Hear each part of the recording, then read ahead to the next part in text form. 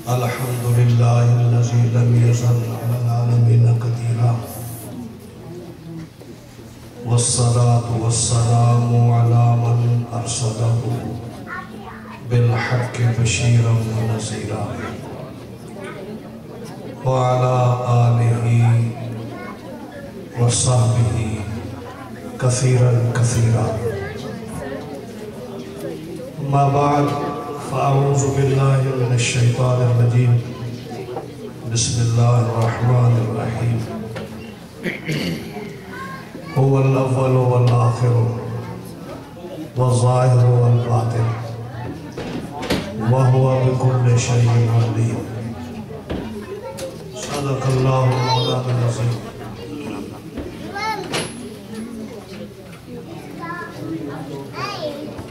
آپ حضرات کو معلوم ہے کہ وقت آلموسٹ 10 بجنے والے ہیں اور ابھی خطابات سے زیادہ شوق جو ہے وہ کھانے کا اور سلام کا اور اس پروگرام کے اختتام کا ہے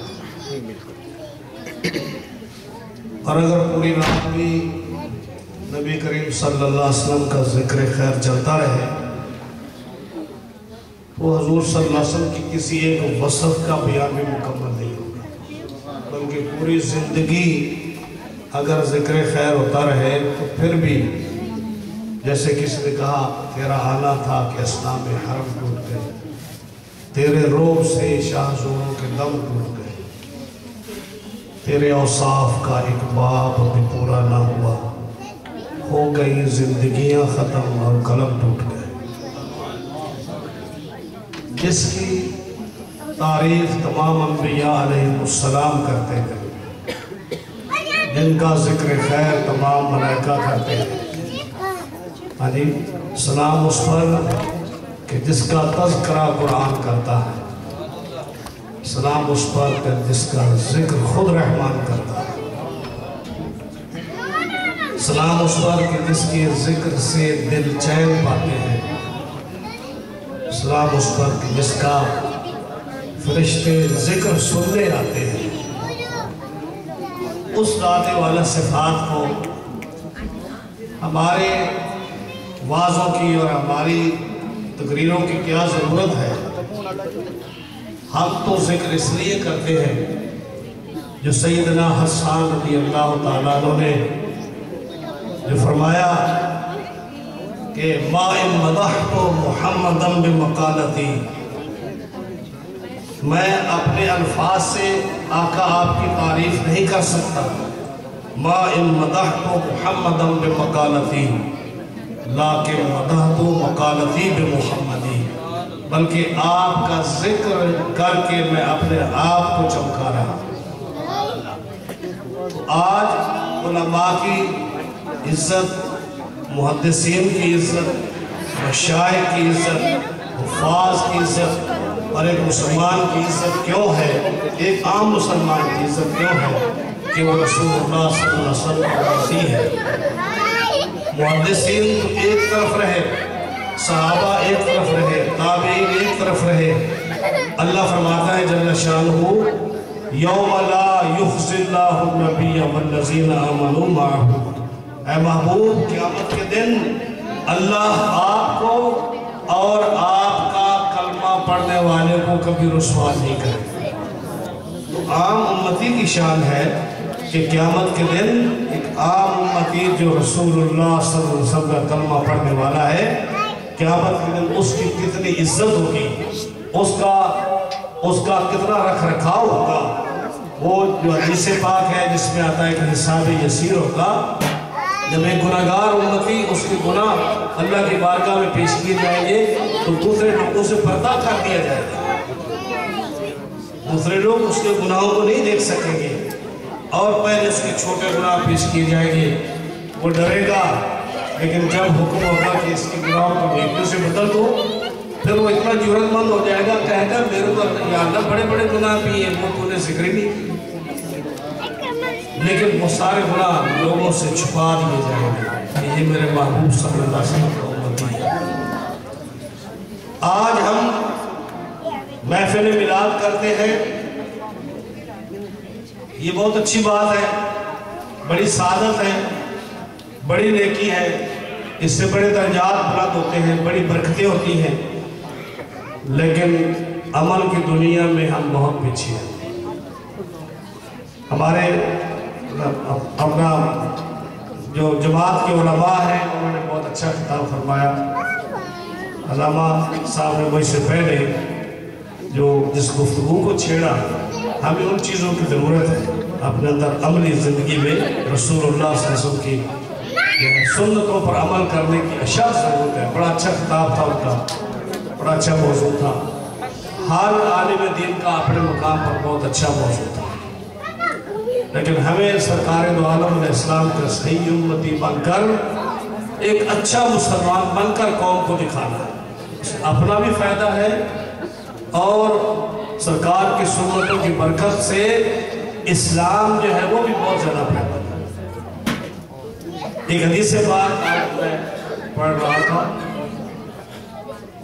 سرکار دو عالم صلی اللہ علیہ وسلم جب عرفات شریف میں پہنچے حج کے موقع پر, تو اچانک فرمایا اے بلال لوگوں کو خاموش کرا. سیدنا بلال اٹھے اور انہوں نے لوگوں کو خاموش کرایا.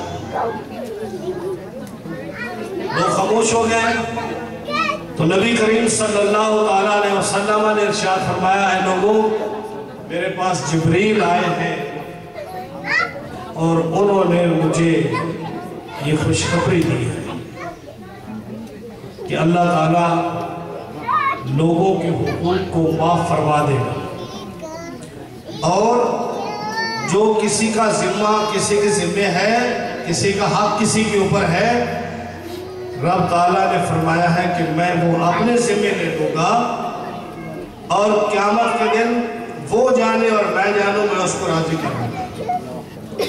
تو نبی کریم علیہ السلام بہت خوش ہوئے. اس کے بعد جب آپ مزدلفہ گئے تو یہ دوسری حدیث ہے. یہ پہلی حدیث جو ہے یہ حافظ منذری نے ترغیب اور ترہیب نے ذکر کیا, اور جو حدیث مزدلفہ والی ہے یہ مستدرک جلد 4 میں کتاب الاحوال میں امام حاکم نے اس کو ذکر کیا. نبی کریم علیہ السلام مزدلفہ میں ہے, آپ مسکرا پڑے. صحابہ عرض کرتے ہیں یا رسول اللہ صلی اللہ علیہ وسلم آپ اس وقت مسکرائے ہیں, اللہ آپ کو ہمیشہ مسکراتے رکھے. یہ کوئی وقت نہیں ہے کہ آپ اس عادت مبارکہ نہیں ہے آپ مسکرا پڑے. فرمایا میرے 2 امتی اللہ کی بارگاہ میں قیامت کے دن حاضر ہوئے, میں ان کو دیکھ کر مسکرا رہا. یعنی قیامت کا منظر آپ کے سامنے پیش کر دیا گیا. آپ مسکرائے. فرمایا میرے 2 امتی گھٹنوں کے بل اللہ کی بارگاہ میں ایک دوسرے کی شکوہ شکایت کر رہے ہیں. ایک آدمی کہتا ہے کہ یا اللہ میں اس کو کیسے معاف کروں, اس نے میرے اوپر اتنا ظلم کیا ہے, میرا اتنا حق مارا ہے, مجھے اتنے تکلیف دی ہے, میں اس کو کبھی معاف نہیں کر سکتا. جیسے آئی دیکھتے ایک دوسرے کے لوگ حق مارتے, بھائی بھائی سے بات نہیں کرتا, دوست دوست سے بات نہیں کرتا, ایک پڑوسی دوسرے پڑوسی سے بات نہیں کرتا, ایک پارٹنر دوسرے پارٹنر سے ناراض ہے. اور یہ انسانی فطرت ہے, غلطی ہو جاتی ہے. تو نبی کریم علیہ السلام فرماتے ہیں کہ وہ صحابی وہ شخص جو ہے میرا امتی, وہ کہتا ہے یا اللہ میں اس کو معاف نہیں کر سکتا, کبھی معاف نہیں کروں گا, اس نے یہ ظلم کیا میرے کو. اللہ فرمائے گا میرے بندے اب اس کے پاس تو کچھ بھی نہیں ہے, تو کیا لے گا؟ یہ تو ساری دولت, ساری پراپرٹی, سب مال, سب کو دنیا میں چھوڑ آیا ہے, اس سے تو کیا لے گا؟ اس کے پاس تو کچھ بھی نہیں ہے. یا اللہ میرے جتنے گناہ ہیں وہ سارے اس کے اوپر ڈال دیں. اب یہ سن کر رسول اللہ صلی اللہ علیہ وسلم کی پہلے مسکرا رہے ہیں اس کی جرت پر کہ اللہ کے سامنے ہی جرت کر رہے ہیں. جب یہ جملہ آپ نے فرمایا تو آپ کی آنکھوں سے آنسو آئے اور فرمایا کہ میرے صحابہ دیکھو قیامت کا منظر کتنا سخت ہے، جس میں ہر آدمی اپنے گناہ اپنا بوجھ دوسروں پر ڈالنے کے چکر میں ہوگا۔ اور پھر اگلا جملہ جو ہے آپ فرماتے ہیں کہ اللہ تعالیٰ فرمائے گا اے میرے بندے ذرا اوپر دیکھ، اوپر دیکھے گا تو اتنے خوبصورت جنت میں محل نظر آئے گے اس کو کہ وہ ساری باتیں بھول کر انہیں کو دیکھتا رہے گا اور کہے گا یہ نبی یہ نازا یا رسول یا اللہ، اے اللہ یہ کون کس نبی کا یہ محل ہے؟ اللہ جل شانہ فرمائے گا کہ اے میرے بندے یہ کسی نبی کا محل نہیں ہے، یہ سیل پر ہے، جو بھی اس کو خرید لے تو بھی خرید سکتا ہے اس کو۔ یا اللہ میں کیسے خرید سکتا ہوں؟ اتنا خوبصورت محل ہے، اتنی بڑی کوٹھی ہے، اتنا خوبصورت رنگ ہے، میرے پاس تو کچھ بھی نہیں، میں کیسے خرید سکتا ہوں؟ فرمایا تو خرید سکتا ہے، اپنے بھائی کو معاف کر دے، یہ اس کی قیمت ہے، یہ اس کی قیمت ہے۔ اور اس نے کہا یا اللہ میں اس کو معاف کرتا ہوں۔ فرمایا تو اکیلا نہیں جا، اپنے بھائی کا ہاتھ پکڑ، تو خود بھی جنت میں جا اور اس کو بھی جا۔ اب اس کا اگلا جملہ جو ہے حدیث کا اختتام جو ہے وہ قابل ہمارے لیے وہ جو ہے قابل غور بات ہے۔ اب نبی کریم صلی اللہ علیہ وسلم نے فرمایا یا ایھا الذین آمنو، اپنی امت کو فرمایا اے میرے امتی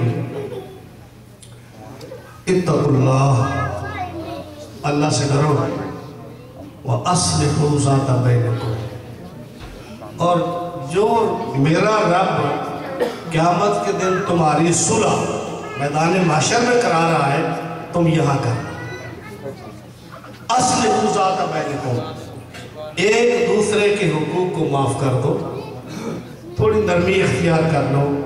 کیوں میدان محشر میں جا کر مجھے بھی اور دوسرے امتیوں کو بھی دوسرے لوگوں کو بھی تم یہ بات جا کے دکھاتے ہو، جب میرا اللہ اس نے وعدہ کیا ہے کہ وہ میری امت کو رسوا نہیں کرے گا، ان کو لوگوں کے سامنے ذلیل نہیں کرے گا، تو تم وہاں جا کر کیوں اس کا انتظار کرتے ہو؟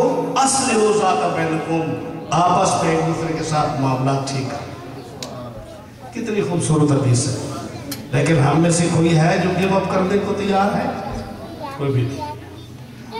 تو اس میں کوئی شک نہیں کہ سرکار کے فضائل بڑے ہیں، آپ کے فضائل اتنے، کسی بھی ایک موضوع پر گفتگو شروع کر لے رات ختم ہو جائے گی، مہینہ پورا ذکر کرتے رہیں گے، وہ ایک وصف ختم نہیں ہوگی۔ لیکن ہمیں حضور صلی اللہ علیہ وسلم کی سنتوں پر عمل کرنا ہے، آپ کے فرمان پر عمل کرنا ہے۔ اگر ہم اچھا مسلمان بننا چاہتے ہیں، جیسے مولانا نے فرمایا یہ بدعتیں جو ہیں اس کو توڑو، کہ یہ کسی کے جوتے گلاس میں نہیں پینا، کسی کا جوٹا نہیں کھانا، ایک پلیٹ میں نہیں کھانا، مل کر نہیں کھانا، کرسیوں پر بیٹھ کر کھانا ہے، یہ ساری جو حضور کی سنتیں ہیں ان کو اپنے بچوں کے نام حضور کے نام پر یعنی فرمایا جس دسترخوان پر تین محمد جمع ہو جائے کبھی اس کو غربت نہیں آ سکتی۔ آج دوڑ لگی ہے اور ریڈ لائٹ کراس ہو رہی ہے، ٹکٹیں لگ رہی ہیں، کس کے لیے؟ جاب پر پہنچنے کے لیے، پیسے کمانے کے لیے۔ جب اللہ کا رسول فرماتا ہے کہ جس دسترخوان پر تین محمد جمع ہو جائے اس گھر میں کبھی غربت نہیں آئے گی، تو زیادہ سٹرگل کرنے کی کیا ضرورت ہے؟ نبی کریم علیہ السلام کے نام نامی اسم گرامی میں کتنی بڑی برکت ہے، ہاں جی۔ اور ہم کس نبی کی امتی ہیں؟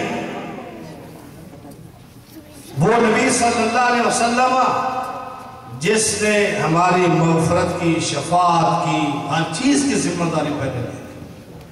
لیکن افسوس آج کل کے امتیوں پہ آتا ہے جو رسول اللہ صلی اللہ علیہ وسلم کو کوئی اہمیت ہی نہیں دیتے۔ جیسے علامہ شاذلی فرما رہے تھے نا کہ نبی کریم علیہ السلام نے فرمایا ادبوا اولادکم ثلاث، اپنی اولاد کو تین چیزیں سکھاؤ، حب نبیکم یعنی حضور کی محبت سکھاؤ، اور حب اہل بیت ہی، حضور کے اہل بیت کی محبت سکھاؤ، वक़िरातुल कुरान, और कुरान करीम की किरात से नबी करीम अलैहि सलाम ने फरमाया। लेकिन आज का उम्मती कलमा पढ़ता है, ला इलाहा इल्लल्लाह मुहम्मद रसूलुल्लाह पढ़ता है, लेकिन हुजूर को शफी नहीं मानता। हाँ, मेरा ये चश्मदीद वाक़या है। इस साल जब हम हज पे गए, हमारे साथ 10-15 साथी थे और हम अजीज के ठहरे जद्दा, तो मोहल्ले की मस्जिद में हम फजर की नमाज पढ़ने के लिए, दूसरे नमाज पढ़ने के लिए जाते, और मैं जमात कराता, मेरे साथी मेरे इक्तदा में होते, मुक्तदी होते। तो हमने देखा कि मस्जिद का वो जो खतीब है वो फजर की नमाज के बाद दर्स देता है और बड़े जोर शोर से उसने पूरी मस्जिद सर पर उठाई।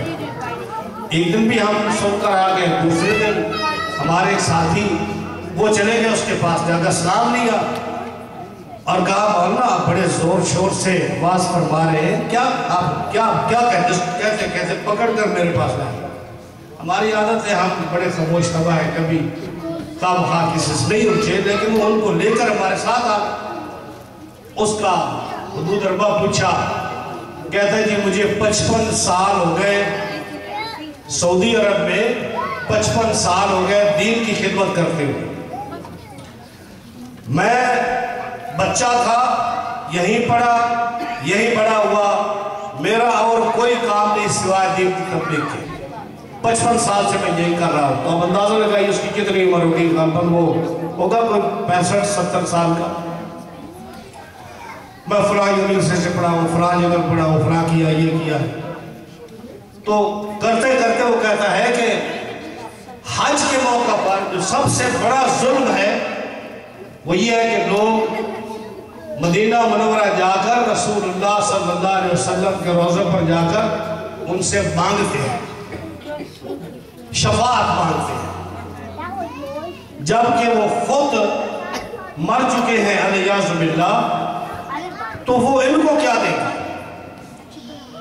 अब गुस्सा बड़ा है उसके बाद जब उसने बात की, लेकिन गुफ्तगू के भी कुछ अंदाज होते हैं। तो हमने पूछा उससे, हमने कहा क्या रसूलुल्लाह सल्लल्लाहु अलैहि वसल्लम शफी नहीं है?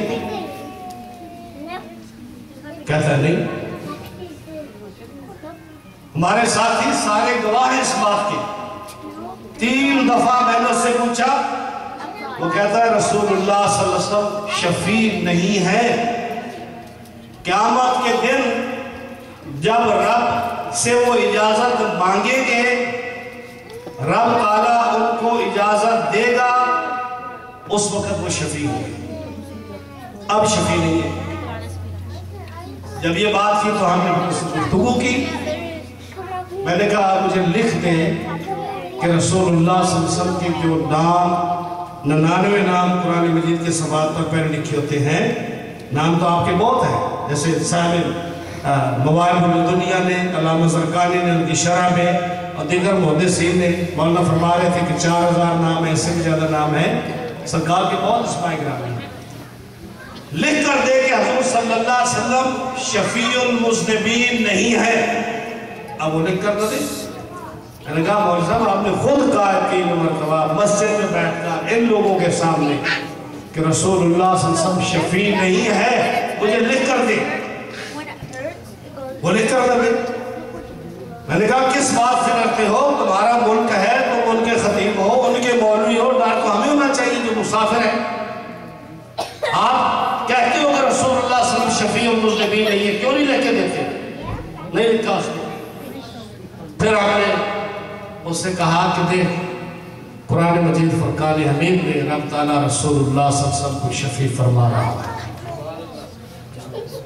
हमने कुरान मजीद की आयत पेश की, वलो अन्नहुम इज़्ज़लमू अनफुसहुम जाऊका फस्तगफरुल्लाह वस्तगफर लहुमुर रसूल लवजदुल्लाह तव्वाबर रहीमा।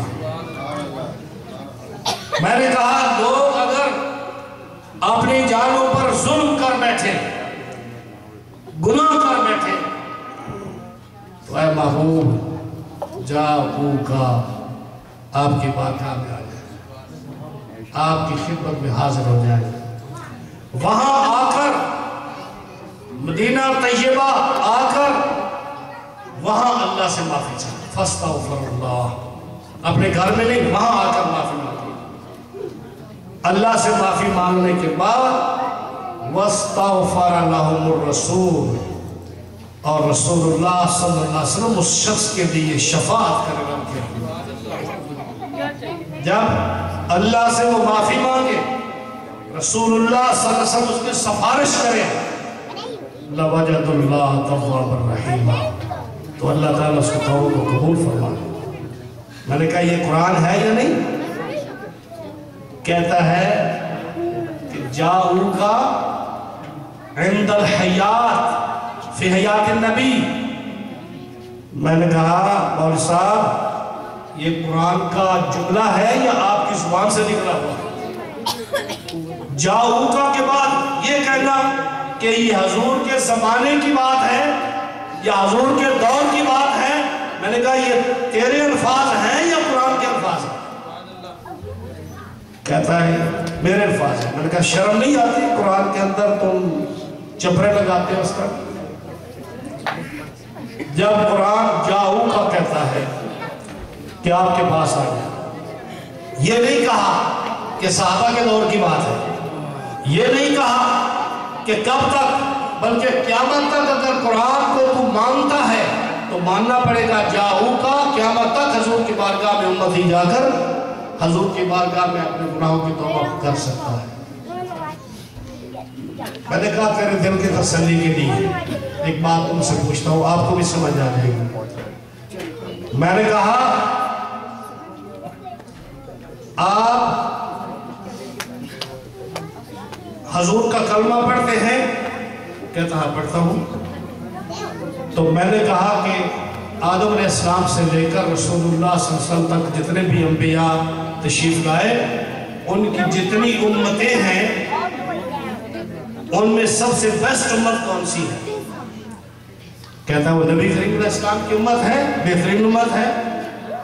میں نے کہا آپ اس میں شامل ہو یا نہیں؟ کہتا ہاں کیوں نہیں، میں بھی اس بہترین امت کا ایک فرد ہوں. اب میری بات سمجھ رہے ہیں نا کہ میں بھی بہترین امت کا ایک فرد ہوں.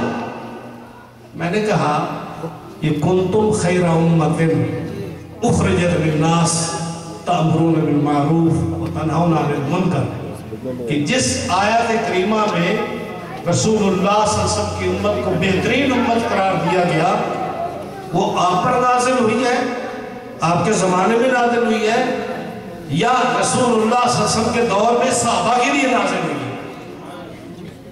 ایک تم میں جو تم کا خطاب ہے یہ آپ کو ہے یا ابو بکر صدیق کو ہے؟ یہ تم کا مصداق ابو ہریرہ، ابو ذر غفاری، عبد الرحمن بن عوف، سعد بن ابی وقاص ہے یا جناب ہے؟ اور جناب کا ٹولہ ہے. اب بولتا نہیں ہے. میں نے کہا لوگوں کے سامنے بیٹھے ہو، خانہ خدا میں میرے ساتھ بات کر رہے ہو، میرے ساتھ بات کھل کر کرو. کہتا جی مصداق تو وہ ہے لیکن ان کے انڈر ہم بھی آج بہترین امت ہے. میں نے کہا جب اپنی باری آئی تو وہ زمانہ جو ہے اس زمانے کی آیتوں کو ہمارے اپنے اس زمانے پر چسپاں کر دیا، اور جب مصطفیٰ کی عظمت کی بات آئی تو کہتے ہیں یہ اس وقت کی بات ہے جب حضور کی بارگاہ میں آئی. میں نے کہا اور سنی آپ کی تسلی کے لیے سورہ منافقون، جب منافق حضور کی خدمت میں حاضر ہوئے، عبداللہ بن ابی کا واقعہ مشہور واقعہ اس میں جب ان سے غلطی ہوئی، عبداللہ بن ابی نے معافی مانگی لوگوں کے سامنے اوپر سے، تو لوگوں نے صحابہ نے کہا اے عبداللہ تم اور اپنے منافقین کے گروہ کو لے کر حضور کی خدمت میں حاضر ہو جاؤ اور کہہ دو یا رسول اللہ صلی اللہ علیہ وسلم ہم سے گستاخی ہو گئی، غلطی ہو گئی، ہمیں معاف فرما دیجئے، آئندہ ہم نہیں کریں گے، دل سے معافی مانگو. تو انہوں نے دل سے معافی نہیں مانگی. قرآن مجید کی آیت نازل ہوئی وَإِذَا قِيلَ لَهُمْ تَعَالَوْا إِلَىٰ رَسُولِ اللَّهِ يَسْتَغْفِرُ وَإِذَا قِيلَ لَهُمْ تَعَالَوْا، جب ان کو کہا جائے کہ آؤ رسول اللہ کے پاس،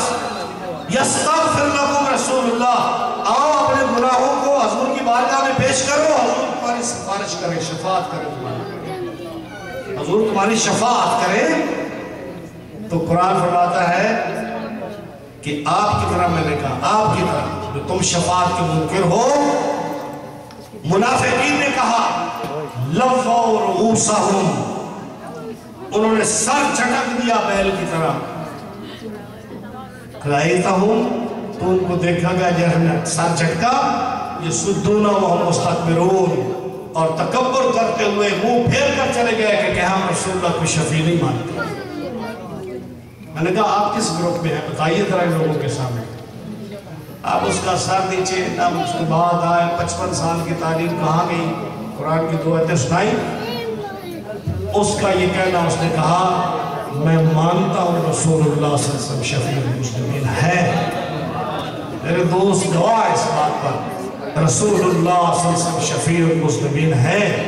اور بھی بڑی لمبی چوڑی بات ہوئی، مجھے اشارہ بس کرنے کا ہوا ہے، لیکن یہ باتیں بڑی اہم ہیں آپ لوگوں کی۔ جن لوگوں کے پاس آپ لوگ بیٹھتے ہو نا، ان کی باتوں میں آ جاتے ہیں، علماء کے پاس بیٹھتے ہیں۔ رسول اللہ صلی اللہ علیہ وسلم کی عزت اور تعظیم اور توقیر کرو۔ شاہ صاحب نے فرمایا تھا نا، آپ کے خطیب صاحب، وَتُعَزِّرُوهُ وَتُوَقِّرُوهُ، جس دل میں رسول اللہ کی تعظیم اور توقیر نہیں ہے وہ ایماندار نہیں ہے، وہ مومن نہیں ہے۔